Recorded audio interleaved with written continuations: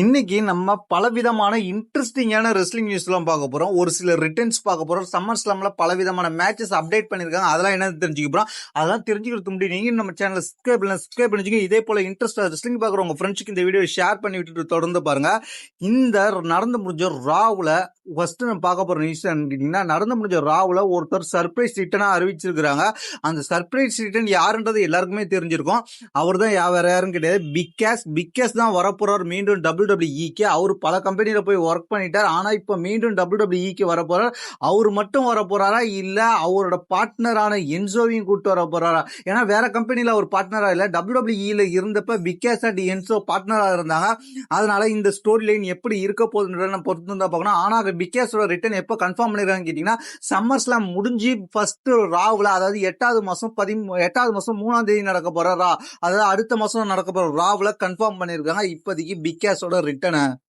அடுத்ததா சம்மர் ஸ்லாம்ல ஒரு பெரிய டாக்டி மேட்சஸ் கன்ஃபார்ம் பண்ணிருக்காங்க. இந்த டாக்டி மேட்சஸ் யார் யாருக்குன்றத தெரிஞ்சுக்க முடியும். இன்னைக்கு நடந்த ராவ்ல இந்த டாக்டி மேட்சஸ் கன்ஃபார்ம் பண்ணிருக்காங்க. அதுவும் வாண்டடாவே கேட்டு வாங்கியிருக்காரு ஒருத்தர். அவர் யாருன்றத தெரிஞ்சுக்கலாம். பிளட் லைனுக்கு எகென்ஸ்டா இந்த மேட்ச்ல ஃபர்ஸ்ட் இந்த மேட்ச் என்ன நடந்துச்சுன்னு கேட்டீங்கன்னா, ஜிம்மி யூசோ அண்ட் ரோசிக்கு ஸ்மாக் டவுன்ல நடந்த மேட்சுக்கு ரீமேட்ச்ன்ற மாதிரி ஒரு மேட்ச் நடந்துச்சு. அந்த மேட்ச்ல வந்து ஜேக்கப் ஃபெப்ட் உள்ள வந்து அட்டாக் பண்ணாரு. அதுக்கப்புறம் வந்து சோலோசிக்கா வருவார். சோலோசிக்கா வந்த உடனே என்ன நடக்கும்னு கேட்டீங்கன்னா, சோலோசிக்கா பிளட் லைன்ல சேர்க்கறது தான் ஜேக்கப் ஃபெப்டோட முக்கியமான வேலையா இருந்துச்சு.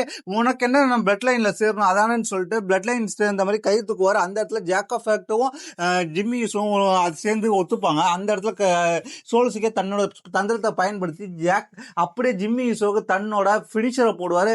அந்த பினிஷரை போட்டோடனே ஷாக்கிங் ஆயிடுவாங்க. ஷாக்கிங் ஆனோடனே அதுக்கப்புறம் ஜேக்கப் ஃபெப்ட் அட்டாக் பண்ண ஆரம்பிப்பார். அதுக்கப்புறம் என்ன நடக்கும்னு கேட்டீங்கன்னா, இவங்களுக்கு சப்போர்ட் பண்ணி எல்ஏ நைட் வருவார். இந்த ஒட்டுமொத்த செக்மெண்டே தூக்கி பிடிக்கிறது யாருன்னு கேட்டீங்கன்னா, எல்ஏ நைட் பிளட் லைன் மேட்ச் தாண்டியும் அதுக்கப்புறம் இந்த சோலோசிக்கா டீம் மேட்சை தாண்டியும் இந்த மேட்சை தூக்கி பிடிக்கிறது எலனைட் வந்து மேட்ச் கேட்பாரு. என்ன மேட்ச்னு கேட்டீங்கன்னா, எனக்கு வேணும், எனக்கு ஜே யூசோ வேணும், ஜிம்மி யூசோ வேணும், அதுக்கப்புறம் ஜேக்கப் ஃபெப்ட் வேணும், இவங்க எல்லாருமே வேணும். அதனால எனக்கு சம்மர் ஸ்லாம்ல ஒரு டாக்டி மேட்ச் வேணும். அந்த டாக்டி மேட்சஸ் தான் நான் என்னன்னு கேட்டீங்கன்னா, பிளட் லைன்ல உள்ள எல்லாருக்கும் சேர்த்து என் கூட வந்து ரோசிக்கியும் அதுக்கப்புறம் சோலோசிக்காவும் இருப்பாரு அப்படின்ற மாதிரி சொல்லுவாங்க.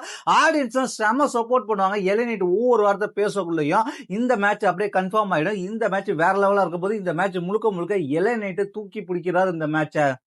அதுக்கப்புறம் நிறைய பேருக்கு சந்தேகம் வந்திருக்கும்.